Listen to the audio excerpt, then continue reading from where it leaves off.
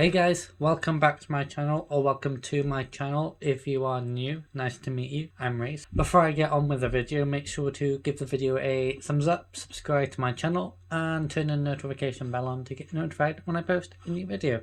Right then, for this week's spooky season video, I'm going to be reacting to some scary stories. Let's get on with it, shall we?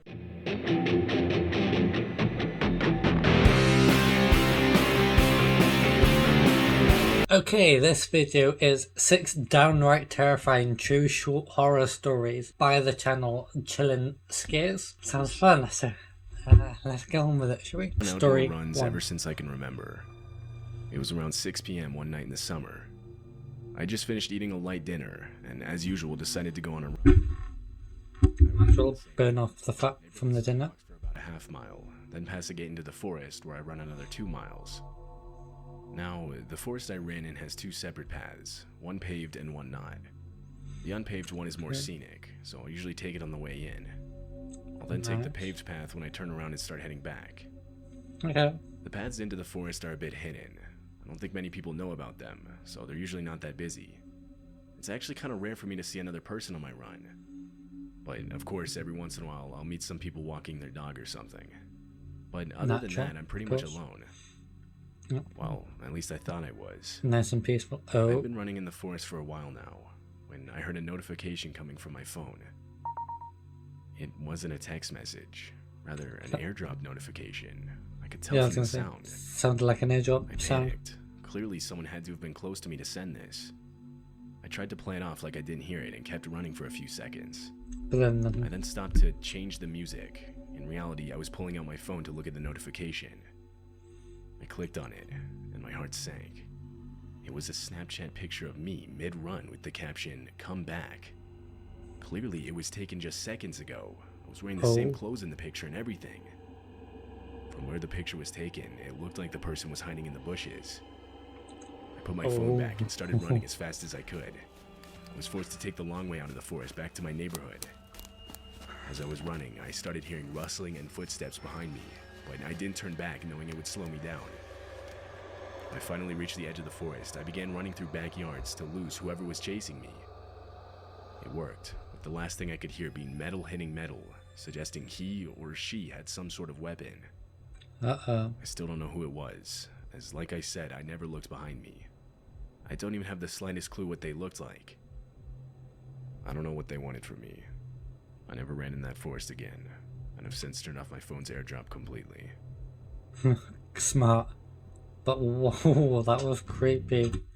Well, good job he didn't look back then, because who knows what would have happened, especially if that person had a weapon. A strong start to these scary stories. Right, next one. My brother-in-law and I were on a road trip across the country. We were driving on a remote highway in New Mexico. I'm talking one rest stop or gas station about every 100 miles, every one of them being solitary with no other buildings in sight. By this point, it was already dark. We would take turns driving 4-hour shifts until about 1 or 2 a.m. Then we would stop at a rest stop to sleep. It was a bit past midnight, and with rest stops being as rare as they were, we both agreed to stop for the night at the next one we saw. Another hour passed when we finally saw one. We took the exit, and sure enough, there was your typical middle-of-nowhere rest stop. There was one other car parked in front of the doors off to the side. We got out to go to the bathroom and walked up to the double doors, each of us grabbing a door handle. The doors were locked. I turned and looked around to see if there was a sign explaining why. I mean, the lights were on inside. It didn't look closed. I cupped my hands to the door and further surveyed the inside. That's when I saw it. There was a splash of bright red on what I assume was a closet door near the back. Blood? I suddenly realized that I was looking at a huge streak of blood. From the color alone, I could tell it wasn't dry. I froze up. My brother-in-law began banging on the door trying to get someone's attention. I stopped him and pointed out the blood on the wall. I could see the color disappear from his face as he noticed it. We both turned to leave. As we were getting back inside our car, I took a better look at the other car in the parking lot. It had no plates, it had multiple dents, and there was an empty gun rack in the back window of it. Damn. We pulled out, and as we were driving off, I saw the door to the rest stop start opening. I didn't really see anyone though. We pulled away before anyone actually came out. We weren't able to call the police for at least a couple hours. Hopefully they didn't see you. When we finally did, they assured us they'd inspect the place. Okay. Days later, I called the sheriff's department in the county where we stopped that night, asking about what happened or what they found. They told me they'd search their records and call me back with what came up. As far as I know, I never received a call back. Oh, spooky. I wonder what happened. Alright, third story. With my dog. It was around midnight, and I decided to let him outside one last time before going to bed. I opened the front door, and he went off running out into the night. I then closed and locked it while I went to go get ready for bed. This was pretty routine. After using the bathroom, he usually liked to walk around for a few minutes before coming back inside. As I was walking back downstairs, I could hear scratching on the door. This was how my dog would let me know he was ready to be let back inside, so I headed over to open the door. I don't know why, but ever since I was young, I've always had the habit of looking through the door's peephole before opening it. Well, I mean, it is natural. I mean, you don't know who is at the door, and so if you have a peephole, you take advantage of it, so that's very smart of you. It doesn't matter the situation. I can't open the door without knowing 100% who it is. I do this, and instead of seeing my dog, I see a man with his head down, staring very intently at the door handle. Oh. I froze with my eyes still glued to the peephole. I then heard the scratching again, louder this time. It was the man. I could see his hands moving up and down against the door. He was pretending to be my dog to get me to open the door. I was worried for my dog's safety. I wanted to call the police, but I didn't think they would take me seriously. I tried taking a picture of the man with my phone, knowing I could at least make a report. But my camera couldn't take pictures through the peephole. It was too small. You couldn't make out anything behind the glass. That's unfortunate. All of a sudden, the man lifts up his shirt and pulls out a knife. Begins trying to pick the door's lock. Uh-oh. This went on for maybe a minute, when my dog finally noticed him and started barking. Now, my dog isn't that big. He's actually pretty small, but he has a deep-sounding bark. That, mixed with the fact that it was dark, and the man likely couldn't see my dog, was enough to startle him into running off. My dog retook his place at the front door, to which I quickly opened it and let him back in. It's been a while since this happened, and I've since moved to a new house. I did end up filing a police report, but they weren't able to come up with any suspects. Wow. I'm currently living in my car after being put in a poor financial situation because of some circumstances that I won't mention. I had just gotten off of a long shift at work and was extremely exhausted. I parked in some random Walmart parking lot and got into the back of my car. I reached over and put the keys in the ignition so that I could keep the heat on. I laid down and fell asleep right away, unfortunately forgetting to lock my doors. Now, I've always been a heavy sleeper. It takes a lot to get me up. I remember opening my eyes, my other senses slowly coming to me. It was still dark outside, and there was this slight humming sound. I instinctively looked out one of the windows. I could see trees quickly passing by. Someone was in the driver's seat, and the car was moving. They were wearing a hood, so I couldn't see their face. I slowly reached over to the passenger side back door compartment where I kept a knife. I grabbed it and abruptly pointed it at the guy as I screamed at him. He must have seen the knife through the rearview mirror, as he didn't even look back at me before slamming on the brakes, opening the door and getting out. He ran in a straight line directly into the forest that was covering the road on both sides. I sat there trying to catch my breath. I had no idea where I was. The best description I can give is some sketchy road in a tightly compacted forest.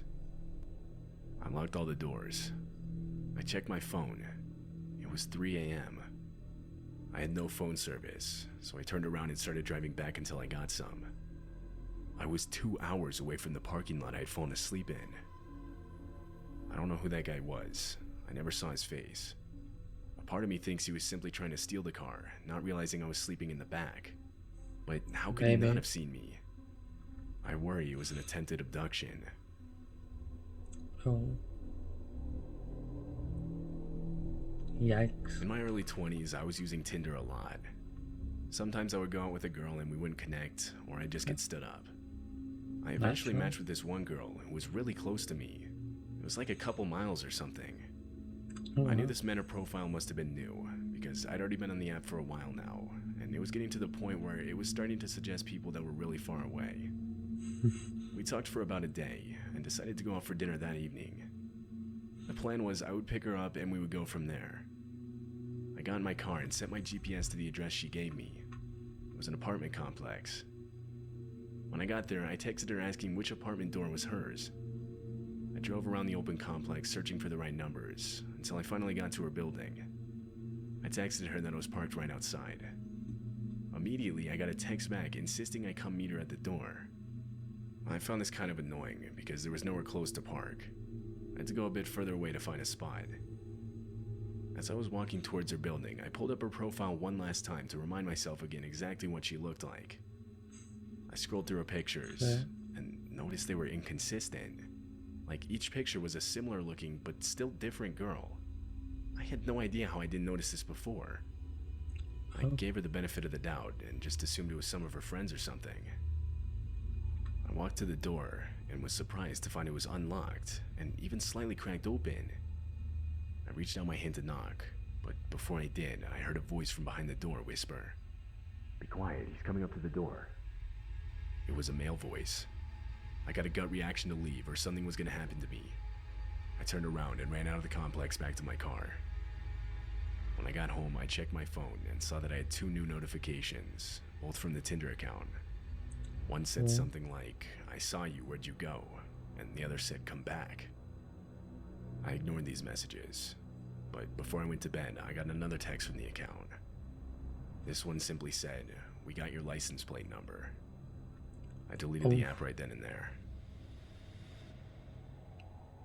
Dang, very scary. Why you always gotta be careful on the internet. Never know who you're speaking to. I work a night security job. It was 4 a.m. I'd just gotten off of a 10-hour shift and was exhausted. I was also pretty hungry, so I decided to order some food on my phone. I placed my order and put on a movie as I waited. Oh, nice. What Eventually, movie? I hear the doorbell ring. I'd set the option to contactless delivery, so I waited to get the photo sent to the delivery app before I got up. A couple more minutes pass, and I see the photo of my food on the doorstep. I was about to get up and go get it, when I heard aggressive banging on the door, followed by a man's voice yelling out that my food was here. I was a bit annoyed that the driver was still here, because again, I had the option set to contactless delivery. Well, that's I pulled weird. up the app and texted in this, saying it's okay for him to leave. The banging continued. I was waiting for him to finally see the text and leave, but that never happened. I finally decided to just open my door and tell him in person. I walked up to the door and opened it. Immediately, a grimy-looking man lunged at me, but what he didn't realize is that I'd yet to unlock the screen door as well. Seeing all this, I slammed the main door and relocked it. I called the police and reported the man. When they arrived, he was gone. We opened the delivery app to try and find out who he was. When we did, I noticed I had a text back from the driver. It was a confused message explaining how he had left the moment he took the picture of the food, and how he was never banging on my door. I thought that might be the talking case. About. I ended up filing a report with the police, and that was it. I don't know who that guy was then. I don't know what he was planning that would make him go so far as to fake being my delivery driver just to get me to unlock the door. I still think about how he lunged at me, and how if I had left the screen door unlocked, he easily could have gone inside. And potentially worse. Yeah, but if he wanted to imitate a delivery driver, why did he bang on the door so aggressively? I mean, you'd think if he was going to imitate a delivery driver, he'd just knock the door calmly and say your food's here. That's a bit odd, but damn. Well, those were certainly creepy and spooky, scary stories, and a mystery as well. Like, who were these people, and what did they want with the storyteller? Also, that the guy narrating just made it even more creepy. He's got a good storytelling voice. I don't know, but yeah, mystery like. Who was the guy that was running? Who took a photo of that runner? Yeah, creepy. Well, I guess we'll never know what happened to them, or rather, who they were and what they wanted. But at least the people made app safe. But yeah, so yeah, well, thank you for watching. I hope you enjoyed this week's spooky video. If you did, make sure to give it a thumbs up, subscribe to my channel, turn the notification bell on to get notified when I post a new video. Comment down below what videos you want to see from me, and I will see you guys next time. Bye.